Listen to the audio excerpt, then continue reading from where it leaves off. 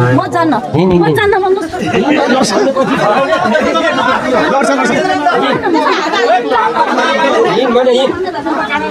जबरजस्ती गर्न मिल्दैन मुद्दा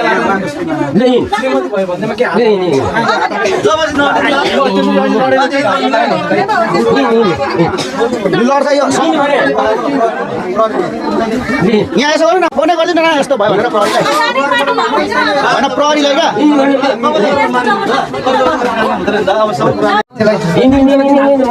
आएको भनेर भने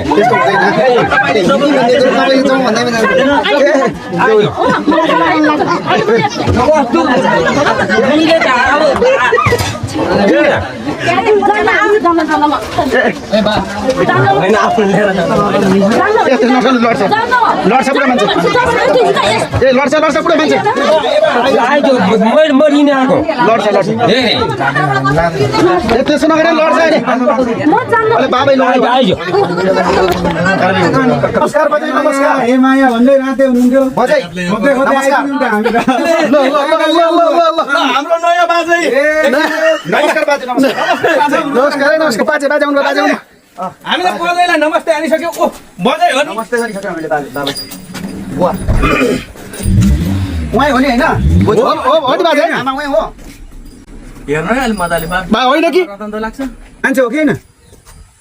हो मान्छे त हो नि यो चोरले गरे नि त दिनु परिवार तपाईँको बजै हो जति बेला पनि त नेरी ल पहिले बोलाउँदाखेरि त नि मैले लगेकै छैन भनेर भने हेरेँ दोस्रो चाहिँ नेरी मोटरसाइकल लिएर आएर चाहिँ नेरी लिएर आएको रहेछ तपाईँको श्रीमती चोरकै हो गीत भनेर त गीत भनि त मलाई बिहानै घर निक्लेर जा बेलुकै घर निक्लेर जा भनेर ल्याऊ म अनि त्यो ऊ हुन्छ नि त तपाईँको एउटा कानुन छ नि त कानुनी प्रोसेसहरूमा प्रधान फुत्त हिँड्नुहुन्छ यस्तो बाजेलाई दुःख दिएर प्रमाण देखा पहिले प्रमाण देखा त देखा पहिले प्रमाण देखा होइन भनेर भनेदेखि फेरि पहिला आउँदाखेरि फेरि फर्केर गएर बस्छु भन्दाखेरि मलाई राति उदो कुटेर अनि निकाल्यो फेरि भोल्टे पल्टा पनि मलाई कुट्यो बरु मर्न पारि म जान्न तपाईँ हट्नु त बाजे त्यहाँ बस्ने रे म हिँडेको उसै कागज के कागज तिमीले राखेको छ कागज तिमीले राखेको छ कस्तो कस्तो कागज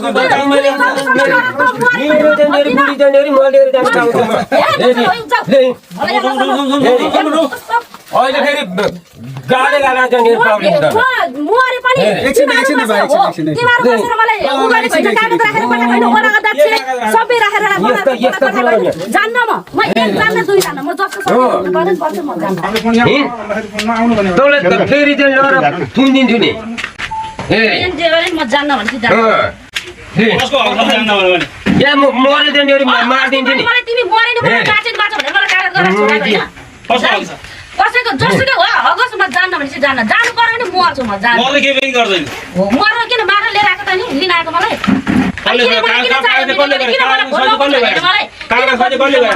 तिमीहरूले गरेको तिमीसँग थियो म हिँड्ने बेलामा कागज मैले लाउने घरमा जस्तो छ त्यस्तै मलाई एउटा पत्थर पनि नदिकन हिँडेको नदेखि यिनीहरू लुकाएर अझ यिनीहरूको धन सम्पत्ति ल्याएको रे मैले के ल्याइदिन्छु मैले म जस्तो त्यत्रो समाज छैन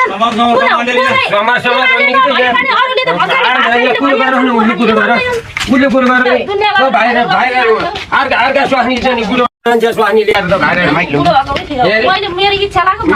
मेरो इच्छा तेरे जाने नि मेरो जान्न म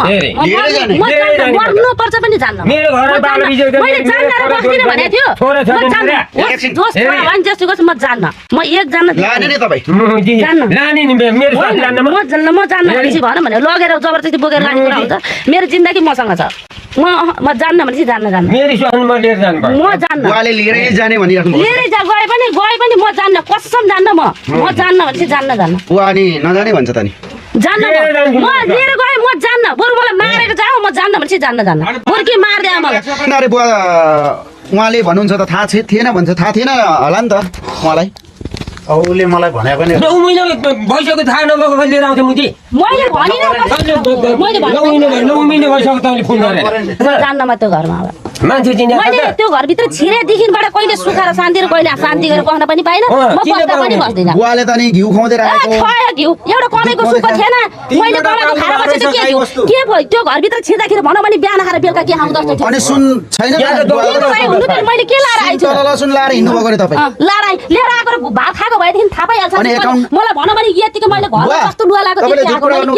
छैन सुन दिनु भएको मैले केही ल्याएको छैन सुनै छैन त सुन ऊ कालीको घरमा छ मेरो ब्याग सुन हिजो मिनाले सम्म भन्दै थियो ब्याग मेरो काली घरमै छ कहाँ छ सुन चाहिँ सबै यिनीहरूले राख्यो हो खोसेर मलाई भनौँ भने एउटा लुगाको बत्थर पनि दिएको होइन मैले के सुन लिएर आउनु तर सामान पनि ल्याएको होइन मैले उहाँ बोल्नुहुन्थ्यो पहिला हजुर तपाईँसँग को बोल्थ्यो पहिला को बोलेको पहिला को बोलेको तपाईँ मै बोले तपाईँले पठाउनु भएको कान्छा श्रीमान हो मेरो कान्छा श्रीमान तपाईँले पठाउनु भयो हो तर एउटा जिन्दगी एउटा 9 महिना गइसक्यो यसले फोन गरे 9 महिना ट्याक्राके भयो अनि तपाईँले किन तर यस्तो बुढाले कामै दिँदैन भने कामै लाग्दैन लाग्दैन भने किन त पहिला चाहिँ आउनु भयो त तपाईँ म पहिला अनपढ थिएँ बाँधे आएँ ल भयो म आएर नि सरा बसेँ जाँड खाएर दिनदिनै पिट्दाखेरि नि बसेँ तर जहिले त्यस्तै भए पनि बस्न सकिनँ बसिनँ अब तैँले चाहिँ नेरी अनि पहिल्यै नआउनु थियो पहिल्यै बिहे दर्ता नगर्नु थियो अनि बिहे दर्ता गरिसकेपछि त मान्छेको एउटा घरमा होइन एउटा अब उसको विचार हो उसलाई अब म बस्छु भने मैले निस्केर जा भन्ने त मेरो अधिकार छैन नि अब नल्याउनु ल्याइहाल्यो होइन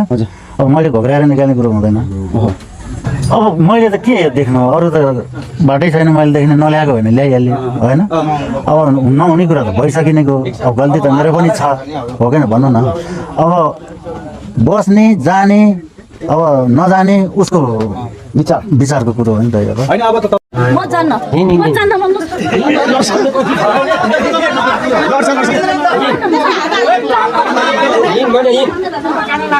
जबरजस्ती गर्नु मिल्दैन मुद्दा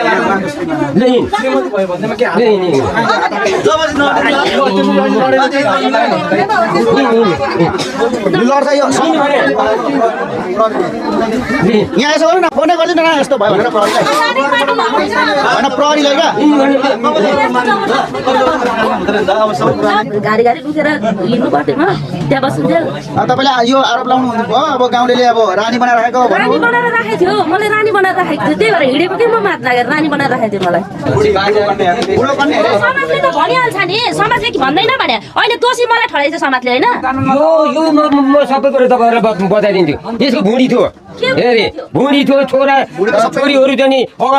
अगाडि च्यापेर फेरि भुँडी तक्दा नेरी लिएर आएर चाहिँ नेरी मैले सारेर लिएर आएको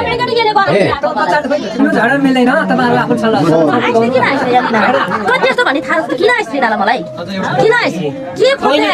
किन तैँले मलाई किन चाहिँ नेरी तोडेर कुरो गरेँ त नि मलाई चाहियो र आगो नि त मलाई चाहिएर आगो म चाहिएर आगो हेरे तैँले झुक्याएपछि मलाई भन्न बरु मर्दिन्छु म हेरे ए चाहिएर आगो भने भएन हो गएन डिभिसी तेरो हातको चाहिँ नेरी डिभिसी दिएन मलाई भइगयो नि हेरे डिभोर्स दिन आउँछु म कहाँ गरेर आउँछु म डिभोर्स दिनलाई तर म जान्न दसौँ बस्दै भएँ भनौँ भने पुगेर हिँडेँ हो कि बस्दैन त्यति भनेपछि भन भने डिभोर्स दिन आउँछु म तँलाई म केही गाडा पार्दिनँ मैले अस्ति पनि त्यसै भनेर डिभोर्स दिएँ भने नदी छँदैछन् यिनीहरूको मामक छोराहरू डिभोर्स दिनु पर्दैन यो रन्डीलाई डिभोर्स दिनु पर्दैन यो जस्तो हालतमा गएर जान्छु भनेर भनेको यिनीहरू सबजना मिलेर मलाई अनि हिँडेँ हो म हजुरहरूसँग प्लस बुवा आउनु भयो नि त हजुर अर्को चाहिँ यता प्रहरीतिर कतै यता छैन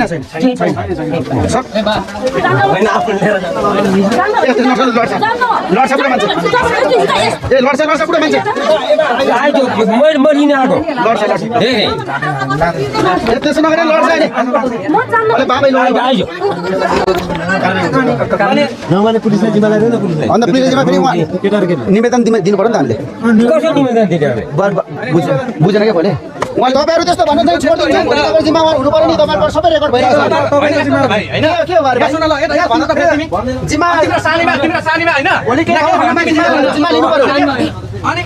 जिम्मा लिनु पर्यो तपाईँको स्थानीय सरकार अब प्रहरीले भनिरहेको छ